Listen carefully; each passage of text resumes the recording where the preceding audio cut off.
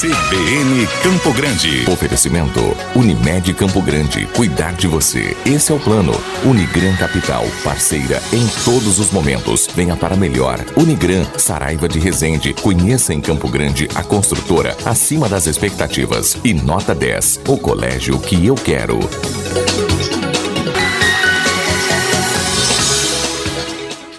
9h44 em Mato Grosso do Sul. Hoje, dia 20 de novembro, é o Dia Nacional da Consciência Negra, data que marca a morte de Zumbi dos Palmares, líder do Quilombo de Palmares, que lutou para preservar o modo de vida dos africanos escravizados que conseguiam fugir da escravidão. Para debater a importância desse dia e sobre o nosso papel no combate ao racismo, nós convidamos a doutora em Educação e vice-coordenadora do Núcleo de Estudos Afro-Brasileiros pela Universidade Federal de Mato Grosso do Sul, Eugênia Portela. Doutora, bom dia e muito bem-vinda à CBN. Bom dia, agradeço o convite, realmente estou honrada de poder participar aqui com vocês desse debate tão importante. Doutora, a gente vai começar falando sobre um fato que ocorreu no domingo, que foi a questão das eleições aqui no Brasil. Na última eleição, cerca de 32% dos prefeitos eleitos se declararam pretos ou pardos. O número ele é superior a 2016, quando eram 29%. Doutora, na sua avaliação, na sua opinião, o que falta para essa representatividade ser ainda maior?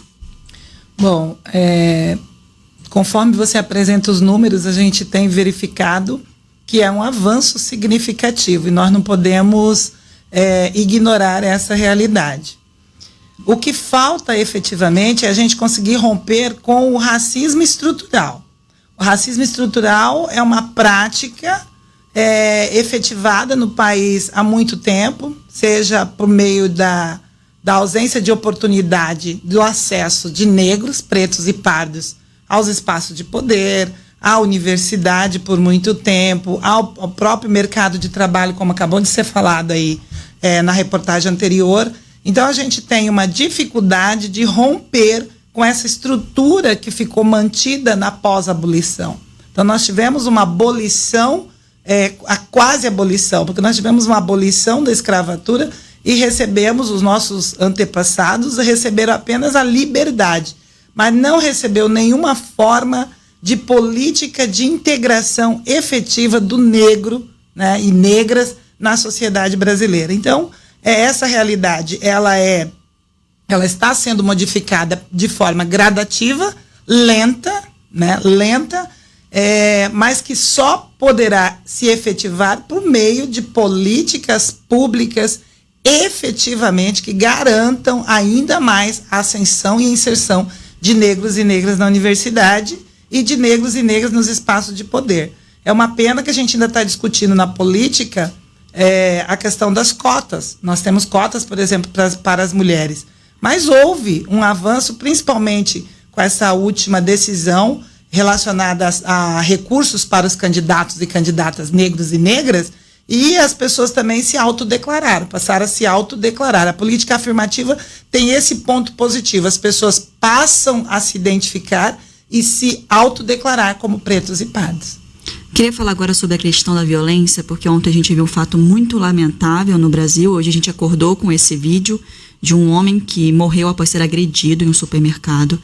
E eu queria saber, na opinião da senhora, o que falta para a gente mudar esse cenário de violência contra os negros aqui no Brasil?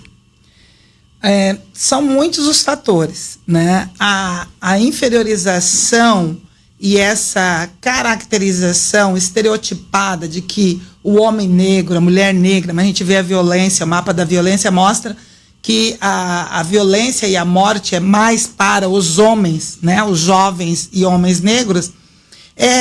O que ficou caracterizado do estereótipo de que negros são suspeitos, né? E que, infelizmente, a ausência de uma preparação das pessoas que estão ocupando espaços no mercado, seja de trabalho, seja público ou privado, essa ausência de debate na preparação dessas pessoas relacionada à abordagem da pessoa negra. Se é uma pessoa branca, e esse é um fato. Se a gente for relatar todos os fatos que aconteceram em 2020, como aquele menino que foi trocar o relógio presente do pai e foi agredido por 2 servidores públicos que estavam fazendo um trabalho privado numa empresa privada, no caso no shopping.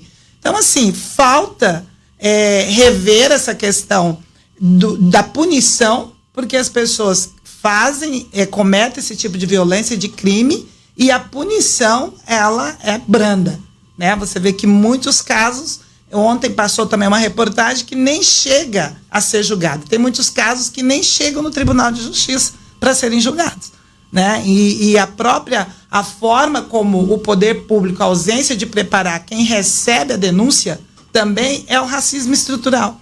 Porque esse racismo que a pessoa que está lá na delegacia de polícia, ela não acha que é violência, ela não acha que foi racismo, ela não acha. E ela escreve lá no documento que é bem entender, que é uma injúria, que não foi nada daquilo. Então fica difícil também você tipificar, né, esse crime, e a violência, infelizmente, continua. Claro que as mudanças têm que ser de várias formas, em vários setores, mas nós vamos continuar enfrentando, debatendo e buscando de forma articulada com a sociedade civil maneiras de coibir esse tipo de violência. E hoje chega muito para nós, porque sempre tem alguém com celular que vê que está tendo uma violência, muitas pessoas interferem, que chega nos celulares e grava e chega até nós. Mas antes isso nem chegava, né?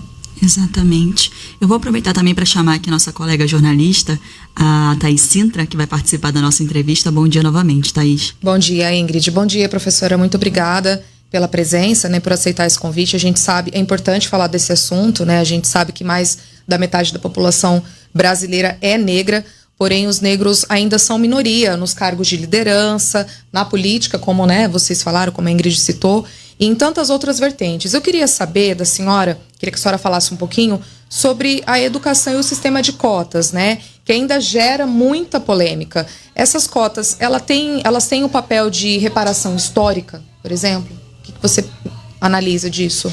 Uhum. Bem, eu tenho, desde que ingressei na Universidade Federal, que foi a UFGD, a primeira instituição, feito pesquisas, todas as orientações de mestrado e doutorado, eu tenho como objeto de pesquisa a análise das políticas afirmativas no Mato Grosso do Sul, né, e no Brasil. Então, o que a gente verifica? Nós verificamos que as políticas afirmativas, elas são, sim, voltadas para essa reparação histórica que você pontua, mas a política afirmativa no Brasil, ela não pode vir apenas nessa compreensão de que é para acesso. Porque nós estamos vendo, por exemplo, com a pandemia, que os jovens, em todas as modalidades de ensino, que estão mais abandonando, não estão conseguindo acompanhar a aprendizagem, são os jovens, crianças e jovens negros e negras. Então, a política afirmativa, apenas para o acesso à universidade, ela vai ser avaliada daqui a alguns anos, e a gente verifica que sem a política afirmativa, principalmente nos cursos de maior prestígio social, que eu discordo, para mim todos os cursos, eu sou da pedagogia, para mim é prestígio social, mas nós temos essa classificação. Sem a política afirmativa, nós continuaríamos não identificando negros e negras na medicina, negros e negras nos cursos de direito, negros e negras na nutrição. Então, a política afirmativa, ela vem para dar espaço para essa população, que é a maioria na população, mais de 50%, mas quando você vai para o espaço da universidade, você não verificava a presença dessas pessoas. E eu vou dizer também dos indígenas, né? Não, mas dos indígenas também. Então, a política afirmativa é um dos mecanismos que garantiu a ascensão. Então, quando eu ocupo um cargo e depois eu sozinha, ou 2 ou 3 pessoas negras na universidade, com a política afirmativa, tanto para a graduação quanto para o concurso público, eu tive a oportunidade de ser banca. E quando eu saí da universidade, hoje ocupa o meu lugar uma pessoa que entrou por meio das cotas para a docência. Porque também outra questão. Você pergunta da graduação, mas eu quero também falar do concurso público, que há também nos editais muitos concursos públicos que, por meio do racismo institucional, diluem as vagas e as pessoas também não conseguem concorrer ou que não conseguem garantir a vaga para as cotas para quem pretende entrar por meio das cotas raciais no concurso público, por exemplo. Mas as políticas afirmativas no Brasil são, sim, formas de reparação histórica e sem essas políticas a gente não conseguiria garantir um pouco de ascensão social para essa população marginalizada historicamente. Exato. A professora Eugênia também realiza um trabalho, né, com crianças da rede pública de ensino aqui em Campo Grande, que consiste nesse empoderamento da identidade negra, né? A senhora tem uma coleção especial que iniciou em 2011 e hoje já conta com 120 bonecas negras que são usadas como ferramenta para que a criança tenha, né, se sinta representada nas brincadeiras, né? Conta um pouquinho para a gente como que é esse trabalho, como que a senhora realiza esse trabalho nas escolas. Certo. Essa exposição ela foi iniciada, na verdade, pelo meu esposo, quando eu fiz o concurso na UFGD, em 2011, que era uma vaga, e eu concorri com outras pessoas e fui aprovada. E quando terminou o concurso, ele disse, olha, eu fiz uma promessa de que a gente trabalharia de alguma forma com bonecas negras. E aí, naquela feirinha ali em Dourados, né, ali no centro, ele comprou 3 bonecas. Eu já tinha 2 que eu tinha recebido, tinha de presente, as 2 primeiras que eu tinha já há um tempo. E de lá, de 2011 para cá, nós começamos a comprar, adquirir, e as pessoas que sabem também que eu faço a coleção me doam. Viagem, então tem algumas de outros países e tudo mais. Mas eu realizava a exposição indo nas escolas, que efetivamente foi mais em Dourados, porque eu estava em Dourados por 8 anos. Eu ia à escola, fazia palestra e fazia exposição. Mas ficava muito reduzido, porque eu não conseguia, na Semana da Consciência Negra, atender todas as escolas.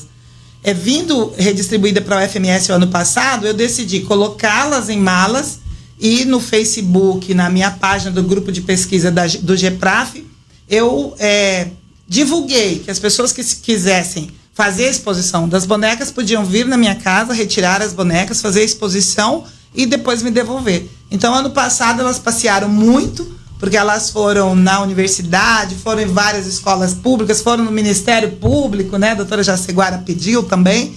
E esse ano elas estão em casa por causa da pandemia, né? Não vão passear por causa da pandemia. Estão em isolamento também.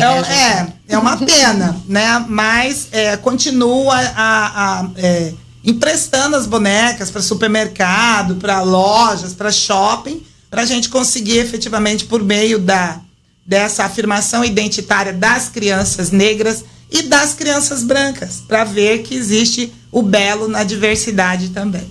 Doutora, a gente gostaria de agradecer a sua presença aqui e já te convidar para uma próxima oportunidade de estar aqui, porque é um assunto importante, tem tanta coisa para falar, mas infelizmente a gente já vai encerrando. Mas muito obrigada mesmo pela sua presença aqui hoje. Eu agradeço. CBN Campo Grande. Oferecimento Unimed Campo Grande. Cuidar de você. Esse é o plano. Unigran Capital. Parceira em todos os momentos. Venha para melhor. Unigran, Saraiva de Resende. Conheça em Campo Grande a construtora acima das expectativas. E nota 10. O colégio que eu quero.